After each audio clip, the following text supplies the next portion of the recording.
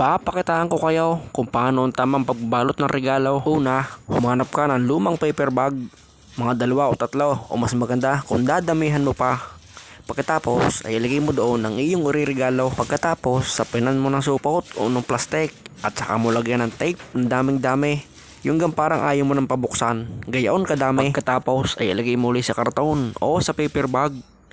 Para doble uli ay doble ang saya. Mauumay ka lang ng kababalot, pero yung pagbibigyan mo ay mauumay din ng kabubukas. At pagkatapos ay saka mo ilagyan ng tape na daming dami. Saka mo ilagay sa balutan ng Shopee, TikTok o Lazada o ang meron ako ay di yung flash. At saka mo uli babalutan ng tape na daming dami. Huwag kalimutan ng isa pang paper bag para lalong dumami ang bubuksan. At para kompleto ang rekado ay itudo mo na, lalo mong damihan ng tape para masaya. Sigurado namang ang magbubukas na rin ay mauumay ng katatawa. At huwag kalilimutan ang pinakahuli at importante ay di yung lalagyan, ang mahiwagang paper bag na itinago pa nung nakaraan. At nga ngayon na uli, mapapakinabangan at pagkatapos na yan ay di tapos na.